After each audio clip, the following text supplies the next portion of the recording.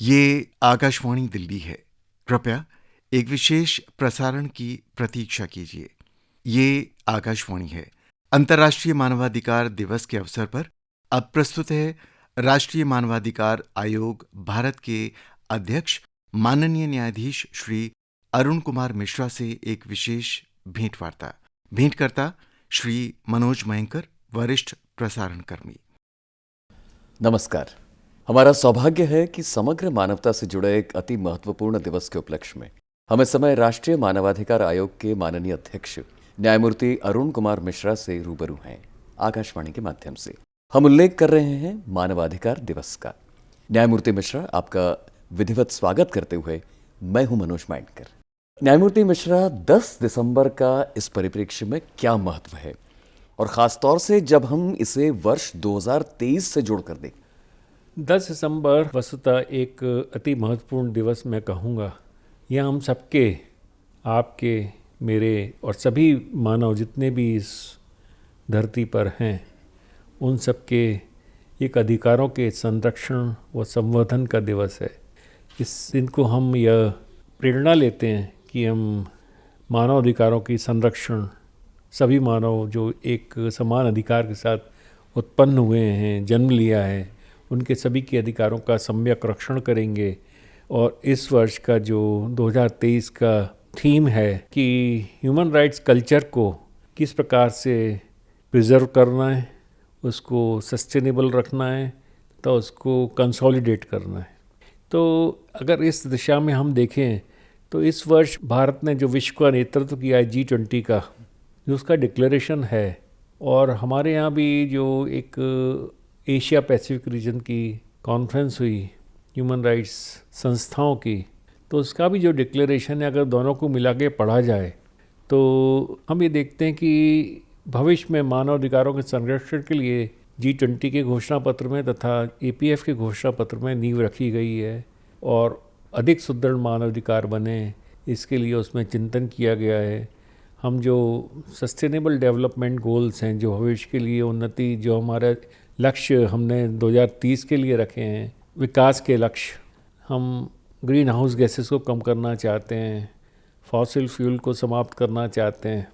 तो उस दिशा में जो एक प्रयास किया जा रहा है जिससे कि हम विकासशील रहें, परंतु विकास के साथ साथ मानव अधिकारों का संरक्षण करते हुए, मानव को सुदृढ़ करते हुए, विकास जो है, जितना पूरा विकास एक मानव के विकास के लिए है, जितना भी विकास होता है उसमें मानव के ऊपर केंद्रित रखा जाना चाहिए, और मानव का उत्थान उसमें, जो कि गरीब और शोषित वर्ग के लोग हैं, उनका सामाजिक और आर्थिक उत्थान होकर उनको देश की मुख्य धारा से जुड़ें, तब हम ये मानेंगे कि हमारे देश ने और विश्व ने जो एक लक्ष्य निर्धारित किए हैं उनको सम्यक रूप से प्राप्त किया गया है, अचीव किया गया है। जस्टिस मिश्रा, आपने बहुत अच्छे से वर्तमान परिप्रेक्ष्य में बताया। अगर संक्षेप में, अगर ज़रा सा इसकी ऐतिहासिकता पर जाएं हम लोग, ये पूरी जो ह्यूमन राइट्स की प्रक्रिया है, इसकी शुरुआत कैसे, मतलब ये परिकल्पना कैसे? ये कोई परिकल्पना नई नहीं है। ये हमारे यहाँ वेदों के समय से मानवाधिकार प्रचलित रहे हैं। हमारे यहाँ तो जो वसुधैव कुटुंबकम की परिधारणा रखी गई है, 5000 वर्ष की पूर्व की ये अवधारणा है, और पूरा विश्व एक परिवार है, ये हमारे यहाँ प्रारंभ से एक विचार रहा है। और सर्वे भवन्तु सुखिनः भी जो हमारे यहाँ ब्रह्मोपनिषद में पाया जाता है, तो ये सभी लोग सुखी हों, सब एक साथ मिलकर उन्नति करें, सबका मन एक हो, हृदय एक हो, और किसी को दुख न प्राप्त हो, ये भावना हमारे यहाँ से सदियों पुरानी चली आ रही है, हजारों वर्ष पुरानी चली आ रही है। अहिंसा, परमो धर्म, गौतम बुद्ध, महावीर स्वामी, उन्होंने इसको सुनिश्चित किया कि हिंसा का अवतरण पूरे विश्व में कहीं नहीं हो। तो ये हमारे यहाँ के सिद्धांत बहुत पुराने हैं। उनको अभी द्वितीय विश्व युद्ध के पश्चात ये समझा गया कि जितना जनहानि हुई, जितना नुकसान हुआ, उसके पश्चात ये समझा गया कि आवश्यक है कि सभी विश्व जो मानवाधिकार प्रचलित हैं पुराने समय से, उनको मिल बैठकर एक ऐसा खाका तैयार करें जिससे कि सारे विश्व के सभी देशों में जहाँ जहाँ इनका उल्लंघन हो रहा हो, उनको भी बाध्य किए जा सके कि वे मानव अधिकारों का संरक्षण करें और एक चार्टर तैयार किया जाए। जो जो बेस्ट प्रैक्टिसेस सभी जगह की थी उनको मानव अधिकार के उसमें शामिल किया गया घोषणा पत्र में, और इसमें 2.5 वर्ष तक विचार चला। 1600 बार वोटिंग हुई। उसके पश्चात ये मानवाधिकार का घोषणा पत्र 1948 में लागू हुआ था। इस वर्ष इसके 75 वर्ष पूर्ण होने जा रहे हैं। जस्टिस मिश्रा, पीछे मुड़कर देखें तो 2023 वर्ष कई मायनों में विभिन्न क्षेत्रों में विशेष रहा है। मानवाधिकार के दायरे में सोचें तो याद आता है पिछले दिनों आयोजित conference of human rights institutions of the Asia Pacific region, जिसका जिक्र आपने अभी अभी किया। न्यायमूर्ति मिश्रा, इस भव्य अंतर्राष्ट्रीय आयोजन की उपलब्धियों का क्या सार है? खासतौर से मैं इसलिए पूछूंगा, इतने सारे देशों ने हिस्सा लिया तो किसने किससे क्या सीखा? इसमें गंभीर विचार विमर्श हुआ कई विषयों पर, जिसमें कि पर्यावरण के विषय सम्मिलित थे, और जो व्यवसाय किया जाए वो मानव अधिकारों के संरक्षण के साथ साथ होना चाहिए। उससे मानव अधिकारों का नुकसान, क्षरण किसी प्रकार से नहीं होना चाहिए, और हम किस प्रकार से महिलाओं के साथ भेदभाव दूर कर सकें, गरीब वर्ग जिनकी कम आय है उनके साथ भेदभाव है, उनको सामाजिक उत्थान, आर्थिक उत्थान किस प्रकार से कर सकें, और इसी प्रकार से जो सूखे की सिचुएशन आती है, अतिवृष्टि की सिचुएशन आती है, और जो वातावरण में परिवर्तन हो रहा है, जो हमारे जैविक संरक्षण को आज आवश्यकता महसूस हो रही है, क्योंकि उसके लिए काफ़ी नुकसान बायोडायवर्सिटी को हो चुका है। जैविक संरक्षण की आवश्यकता अति महसूस की जा रही है, और जल को सुरक्षित कैसे रखा जा सके, उसको कैसे वाटर कंजर्वेशन किया जा सके, इस पर सम्यक रूप से विचार विमर्श किया गया और भविष्य के लिए एक रूपरेखा तैयार की गई है। तो मैं समझता हूँ कि सभी देश के NHRIs मिलकर और सभी देश मिलकर, सारे स्टेक होल्डर जितने भी हैं, उन सबको मिलकर इस दिशा में प्रयास करना होगा, तो हमें निश्चित तौर से सफलता हासिल होगी। न्यायमूर्ति मिश्रा, हम अपने देश की बात करें तो मानवाधिकार के सतत विस्तार के समक्ष पिछले कुछ महीनों की बात करें अगर हम, तो मानवाधिकार आयोग की क्या क्या नई पहल रही, किन किन क्षेत्रों में? मैं पहल की बात करूं तो सबसे पहले तो हमने इसमें एक यह निर्णय लिया कि जो पूरे देश में मानसिक चिकित्सालय थे उनका 4 चिकित्सालयों का स्वयं जाकर तथा बाकी चिकित्सालयों का अपने स्पेशल रिपोर्टर्स के द्वारा भेजकर उनका इंस्पेक्शन कराया हमने सारे अस्पतालों का। तो जो हमारे यहाँ मानसिक चिकित्सा अधिनियम, इसमें अति अच्छे प्रावधान हैं, परंतु दुर्भाग्य का विषय है कि उन प्रावधानों का अभी तक पालन नहीं हुआ है। अधिकांश मानसिक चिकित्सालयों में जो हाफ वे होम बनना चाहिए, जो कि रोगी स्वस्थ हो जाते हैं, मानसिक रोगी नहीं रहते, उनको परिवार वाले अगर स्वीकार नहीं कर रहे हैं तो उनको मानसिक चिकित्सालय में नहीं रखा जा सकता एक दिन के लिए भी। धारा 19 में यह प्रावधान उसमें है कि उनको हाफ वे होम में रखा जाना चाहिए। तो अधिकांश जगह हाफ वे होम उपलब्ध नहीं है, तो ऐसे व्यक्ति भी जो मानसिक रूप से अभी रोगी नहीं रहे हैं, वो भी मानसिक चिकित्सालय में वर्षों से पड़े हुए हैं। ये अच्छी स्थिति नहीं है, और उनका इंफ्रास्ट्रक्चर, अगर उसमें सुविधाओं की काफ़ी कमी है मानसिक चिकित्सालयों में, उनको अच्छी सुविधाएं, मॉडर्न जो एक अस्पताल की सुविधाएं हैं वो उपलब्ध नहीं हो रही हैं। तो इसके संबंध में हमने सम्यक निर्देश जारी किए हैं, और जो हमने इसके संबंध में एक एडवाइजरी भी जारी की है, तो उसमें हम 10 अक्टूबर को जारी की है। तो उसके पश्चात अब हम 10 दिसंबर के पश्चात हमने उस पर विचार करेंगे कि इसका पालन किस सीमा तक किया गया है, नियम बने कि नहीं, विनियम बने कि नहीं, अथॉरिटीज़ कंस्टिट्यूट की गई हैं कि नहीं, रिव्यू बोर्ड गठित होना है, उनको गठित किया गया है कि नहीं। तो ये सब चीज़ें हैं जिसकी हम प्राथमिकता से सभी राज्यों को ध्यान देना चाहिए और इन चिकित्सालयों की स्थिति सुधारना चाहिए। दूसरा, हमने एक ट्रांसजेंडर्स जो हैं, हमारे यहाँ काफ़ी पिछड़ा वर्ग है, उसके संबंध में एक एडवाइजरी जारी की है कि उनको पुत्री के समान पेंशन में अधिकार ट्रांसजेंडर बच्चों को प्राप्त होना चाहिए, कि उनका कोई सहारा नहीं होता। उनको कृषि भूमि में उत्तराधिकार प्राप्त होना चाहिए, उनके संबंध में विभिन्न सेल होने चाहिए। इसी प्रकार से जेल में जो कैदी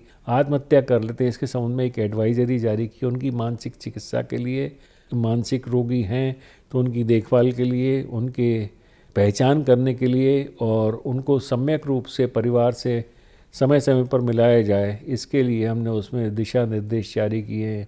और कोई ऐसा ऑब्जेक्ट बाथरूम इत्यादि में नहीं होना चाहिए जिससे कि कोई अपना फांसी का फंदा लगाकर टांग सके स्वयं को। तो इस दिशा में हम कार्यरत हैं कि कोई अधिकांश जो मृत्यु होती हैं जेलों में, वो सुसाइड 80% तक जो मृत्यु हैं वो आत्महत्या के द्वारा होती हैं। तो ये इनको रोकना आवश्यक है। इसी प्रकार से और भी हमने एडवाइजरी जारी की हैं। जो बच्चों का भी यौन शोषण हो रहा है ऑनलाइन, इसके संबंध में एक एडवाइजरी जारी की है। इसके संबंध में हमने ये अपेक्षा की है कि पॉस्को एक्ट के प्रावधानों को संशोधित किया जाए और उसमें और अधिक पनिशमेंट और अधिक दंड प्रस्तावित किया जाए। इस प्रकार के अपराध कोई घटित करता है, बच्चों के प्रति यौन शोषण करता है, उसकी लाइव स्ट्रीमिंग करता है, और जो इंटरनेट सर्विस प्रोवाइडर हैं, जो मध्यस्थ हैं, इंटरनेट सर्विस प्रोवाइडर के जो मध्य में कार्य करते हैं, वो अपने उनकी जिम्मेदारी होनी चाहिए कि वो जो ऐसा आपत्तिजनक लाइव स्ट्रीमिंग किसी की हो रही है, बच्चों की यौन शोषण की अगर दिखाया जा रहा है कहीं से, उसको लाइव स्ट्रीमिंग की जा रही, तो उसके तुरंत उसको 6 घंटे के भीतर हटाएं। वर्तमान में प्रावधान 36 घंटे का है। तो हमने ये प्रस्तावना की है, उसमें प्रस्तावित किया है कि इसको संशोधित करके 6 घंटे में इस प्रकार का कंटेंट मध्यस्थ को हटाने की जिम्मेदारी होना चाहिए, और फॉरेंसिक साइंस, डिजिटल साइंस को और अधिक डेवलप किया जाए। इसी प्रकार से हमने एक जो सेप्टिक टैंक के संबंध में प्रकरण चल रहा है, हमारे यहाँ एडवाइजरी जारी की थी। हैजार्डस क्लीनिंग जो ये सेप्टिक टैंक में प्रवेश करते हैं, काफ़ी कर्मचारी हैं, इनकी मृत्यु हो जाती है उसमें प्रवेश करने के बाद जहरीली गैसों से। तो इसके संबंध में हमने 2 वर्ष पूर्व एडवाइजरी जारी की थी। इस वर्ष सुप्रीम कोर्ट का निर्णय भी उसी दिशा में आया है कि ये सेप्टिक टैंक की सफाई यांत्रिकी तौर से होना चाहिए। और सेंट्रल गवर्नमेंट ने भी एक नमस्ते स्कीम बनाई है, उसमें फंडिंग शुरू की है कि सेप्टिक टैंक की सफाई यांत्रिकी तौर से होना चाहिए, मानव के द्वारा नहीं की जाना चाहिए, और सीवस की। तो इस प्रकार से मृत्यु हो रही हैं। 30 लाख रुपए अब सुप्रीम कोर्ट ने कंपनसेशन निर्धारित किया, पूर्व में 10 लाख था। तो अच्छा प्रयास हमारा चल रहा था, उसमें सुप्रीम कोर्ट के निर्णय से और अधिक बल प्राप्त हुआ है। हम इसको सुनिश्चित कर रहे हैं कि इसका पालन हो। न्यायमूर्ति Mishra, digital personal data protection अधिनियम पर जो चर्चा हो रही है आजकल, ये प्रौद्योगिकी और विधि के बीच एक सक्रिय संवाद की ओर इशारा करती है। अब इस संगम को हम मानवाधिकार की दृष्टि से कैसे देख सकते हैं? मानवाधिकार की दृष्टि से अगर हम देखें तो जो डिजिटल जो एक्ट ये आया है, ये साइबर स्पेस से संबंधित है। तो साइबर स्पेस एक तरफ कोविड के दौरान बड़ा उपयोगी सिद्ध हुआ, इसने पूरे विश्व को एक रखा, एक संवाद का यही साधन रह गया था जिसने कि विश्व को एक दूसरे की जानकारी दी और कोऑपरेशन एक दूसरे में सुनिश्चित किया। परंतु इसके साथ साथ अगर हम देखें तो इसका दुरुपयोग भी बढ़ता जा रहा है, और ये आवश्यक था कि जो प्रौद्योगिकी है और कानून इसके साथ बराबर आगे बढ़े। तो कानून की एक आवश्यकता थी, क्योंकि साइबर स्पेस का दुरुपयोग 96% जो है इसमें डार्क वेब है, अपराधों के लिए उसका उपयोग हो रहा है। अपराधी किस प्रकार का अपराध उस पर आज घटित नहीं हो रहा है। बच्चों की यौन शोषण, महिलाओं की ट्रैफिकिंग, स्लेवरी, किसी का भी व्यक्ति के डेटा को हैक कर लेते हैं, बैंक के संबंध में जो फ्रॉड हो रहे हैं, जो पैसा निकाल लिया जाता है लोगों के अकाउंट से, और किसी भी देश का जो एक सेंसिटिव डेटा है, सुरक्षा के संबंध का हो, चिकित्सा के संबंध का हो, अथवा अन्य किसी प्रकार का हो, उसको हैकर्स लोग हैक कर लेते हैं तथा उसके संबंध में फिर क्रिप्टो करेंसी में रैंसम की मांग करते हैं। तो आप सोचिए कितना एक ये परिप्रेक्ष्य है जिसमें कि डेटा प्रोटेक्शन एक्ट और उसका इसमें 2 चीज़ें दी गई हैं साथ साथ। एक तरफ तो आपकी प्राइवेसी का डेटा सुरक्षित रहेगा, आपके प्राइवेसी का अधिकार दिया गया है, उसके संरक्षण का अधिकार दिया गया है, परंतु जहाँ उसमें एक्ट में ये आवश्यक है, कानून रूप से इसको देखा जाना चाहिए, तो उसके लिए स्वतंत्रता भी दी गई है, क्योंकि इसका दुरुपयोग रोकना भी एक इस अधिनियम का उद्देश्य है, साइबर स्पेस का दुरुपयोग। तो एक तरफ उसको अधिकार दिया गया संरक्षण का, दूसरी ओर ये भी कहा गया कि अगर आप वायोलेशन कर रहे हैं, किसी का अपराध घटित कर रहे हैं इस स्पेस में, तो आपकी जिम्मेदारी भी होना चाहिए, जो कि अति आवश्यक थी। न्यायमूर्ति मिश्रा, इस विषय को आम जनजीवन से जोड़ते हुए, मतलब मानवाधिकार को, उत्सुकता होती है जानने की कि राष्ट्रीय मानवाधिकार आयोग के विविध बाह्य कार्यक्रमों और पत्रिकाओं के बारे में जानने की, विशेष रूप से स्कूल कॉलेज के छात्रों की दृष्टि से। इस सिविल कॉलेजों के लिए अगर हम सोचें तो हम देश के विभिन्न भागों में काफ़ी वाद विवाद प्रतियोगिताएं आयोजित करते हैं और स्पेशल आर्म फोर्सेस के लिए भी एक वाद विवाद प्रतियोगिता आयोजित करते हैं। मूट कोर्ट कंपटीशन विधि विश्वविद्यालयों में आयोजित की जाती है। देश के विभिन्न भागों में हम इसको आयोजित करते हैं। इंटर्नशिप कोर्स उनके शिक्षक ऑनलाइन तथा यहाँ पर भी बुला के अब हमने शुरू कर दिया है फिज़िकल मोड में भी। तो वो 1 महीने 25 दिन का कोर्स होता है, 15 दिन का ऑनलाइन कोर्स होता है। बड़ा हमारे यहाँ का बहुत अधिक पॉपुलर कोर्स है, तो इसमें बहुत अधिक आवेदन आते हैं। उसमें से हम 80 से 90 लोगों को चुनते हैं। 800-900 आवेदन एक उसके लिए आते हैं कोर्स के लिए। तो एक इंटर्नशिप कोर्स चल रहा है हमारे यहाँ। हमने ट्रेनर्स ट्रेनिंग भी शुरू की है पुलिस के संबंध में। पुलिस को मानवाधिकारों की जानकारी होनी चाहिए, तो जो उसके पुलिस के ट्रेनर्स हैं एकेडमीज में, उनको ट्रेन करने का हमारे यहाँ हाई लेवल का प्रोग्राम अभी एक बार हो चुका है, अभी दोबारा होने जा रहा है। तथा हमारे यहाँ शॉर्ट फिल्म कॉम्पिटिशन्स होती हैं मानवाधिकार संबंध में, क्विज कॉम्पिटिशन्स होती हैं। यूट्यूब पे हम अपने सारा प्रसारण लाइव भी करते हैं जो हमारे यहाँ आयोजन होते हैं उनका। और नेहरू युवक केंद्र के साथ हमारा एक कार्यक्रम है, हम उनको भी सहयोग करते हैं काफ़ी आयोजन करने के लिए। हमारे यहाँ इंटरनेट पे प्रत्येक ऑर्डर प्रत्येक दिन आता है, जो भी आदेश होता है, जो भी कंप्लेंट्स हैं, सारी इंटरनेट पे उपलब्ध होती हैं। तो हमारे पारदर्शिता काफ़ी बढ़ी है इस टेक्नोलॉजी के उपयोग से। और स्कूल कॉलेजों को छात्रों को काफ़ी लाभ हमारे आयोजनों से, कार्यक्रमों से, और हमारा उद्देश्य भी यही है कि उनको लाभ प्राप्त हो, उनको ये जानकारी हो वो मानवाधिकार क्या हैं और उनको नैतिक जिम्मेदारियां क्या हैं, उनके अधिकार क्या हैं। न्यायमूर्ति मिश्रा, लोकतंत्र, चुनावी प्रक्रिया और मतदान, ये एक समीकरण सा बनता है। अब इसको अगर हम मानवाधिकार के प्रिज्म से अब देखें इसको, इस पूरे और मतदान के अधिकार को जोड़ते हुए उसके साथ, तो हम क्या निष्कर्ष मतलब निकाल सकते हैं इस? ये तो बड़ा स्पष्ट है और इसमें यूनाइटेड नेशंस के रिजोल्यूशंस भी हैं और वैश्विक संगठन जो मानवाधिकारों का है उसके भी रिजोल्यूशंस हैं। और इसके संबंध में कोई संशय नहीं है कि एक सरकार चुनने का अधिकार और मतदान का अधिकार एक ह्यूमन राइट्स के तौर पर रिकॉग्नाइज किया गया है। और क्योंकि मानव अधिकारों का संरक्षण इस पर निर्भर करता है कि सरकार किस प्रकार से चुनी गई है, वो अपने उत्तरदायित्वों के, अपनी जनता के प्रति जिम्मेदारियों किस प्रकार से निभा रही है। अच्छी बात यह है कि भारत में एक जो हमारे यहाँ डेमोक्रेसी है, ये विश्व की सबसे अच्छी गणतंत्र है और इससे अच्छा गणतंत्र पूरे विश्व में कहीं आज नहीं है। लोग हमारे गणतंत्र की सफलता पर आश्चर्यचकित हैं, किस प्रकार से हमारा सिस्टम चलता है और उसमें कोई विरोधाभास उत्पन्न नहीं होता। और हमारे यहाँ मानव अधिकारों का संरक्षण तथा जो हमारे संवैधानिक अधिकार दिए गए हैं, तो और directive principles of state policy जो दिशा निर्देश शासन के लिए निर्धारित किए गए हैं, उनमें समन्वय है। और हमारे यहाँ भी चुनाव, कोई भी चुनाव होते हैं, कभी भी होते हैं, तो अब आप देखिए कितने स्वच्छ वातावरण में ये चुनाव होते हैं।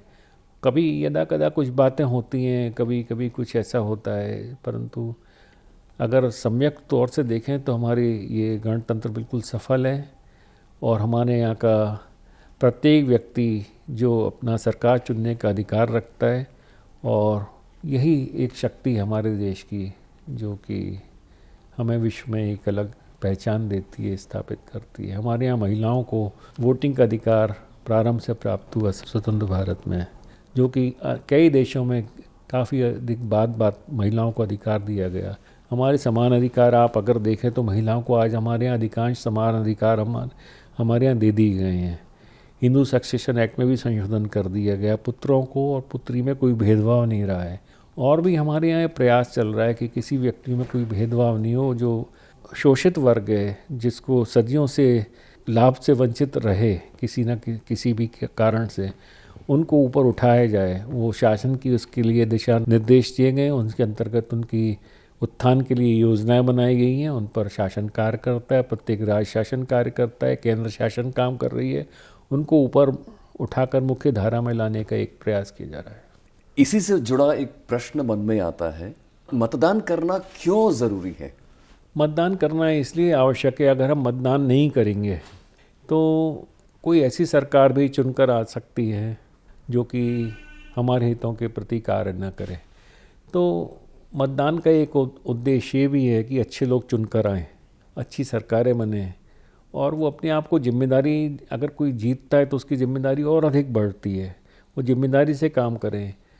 वस्तुतः अगर मतदान को आवश्यक कर दी जाए तो 100% मतदान होना चाहिए। प्रत्येक व्यक्ति अपना अधिकार को प्रयोग कर कर सरकार को चुनना चाहिए, कि उसके अधिकारों का किस प्रकार से संरक्षण होगा अथवा नहीं होगा, ये उसके मतदान के अधिकार से भी संबंध रखता है। इस प्रकार से अगर बहुत कम लोग 10% वोट लोग डालेंगे तो हो सकता है कोई ऐसी सरकार चुन के आए जिसको कि 90% लोग नहीं चाहते हों। 75 वर्ष एक महत्वपूर्ण पड़ाव है। न्यायमूर्ति मिश्रा, मानवाधिकार दिवस के अवसर पर श्रोताओं के लिए आपका एक लघु संदेश इस बातचीत का सार्थक समापन होगा। हम सब मिलकर प्रयास करें, एक दूसरे की गरिमा को बढ़ाएं, एक दूसरे को हितों का संरक्षण करें और अधिकार मांगने से पहले हम अपनी नैतिक जिम्मेदारियां पूरी करें। अपनी जो जिम्मेदारियां संविधान में अनुच्छेद 51 में निर्धारित की गई हैं उनका पालन करें, तब अधिकार मांगें। तो हमारे ख्याल से एक दूसरे का अधिकार का संरक्षण करते हुए एक साथ साथ बढ़ें, खुद बढ़ें तो दूसरे को भी के साथ में जो चल रहा है उसको भी आगे बढ़ाएं, जो पीछे रह गया उसको भी आगे बढ़ाएं। यही मेरा संदेश है। माननीय अध्यक्ष राष्ट्रीय मानवाधिकार आयोग न्यायमूर्ति अरुण कुमार मिश्रा, आज एक सार्वभौम अहम विषय पर वैचारिक मंथन हुआ। हमारे श्रोताओं के लिए अपना बहुमूल्य समय देने के लिए आपका सादर धन्यवाद। और श्रोताओं, मनोज माइंडकर को अब अनुमति दीजिए। नमस्कार। अंतर्राष्ट्रीय मानवाधिकार दिवस के अवसर पर अभी आप राष्ट्रीय मानवाधिकार आयोग भारत के अध्यक्ष माननीय न्यायाधीश श्री अरुण कुमार मिश्रा से एक विशेष भेंट वार्ता सुन रहे थे। भेंटकर्ता थे श्री मनोज मयंकर, वरिष्ठ प्रसारण कर्मी। ये विशेष कार्यक्रम आकाशवाणी के दिल्ली केंद्र से प्रसारित किया गया।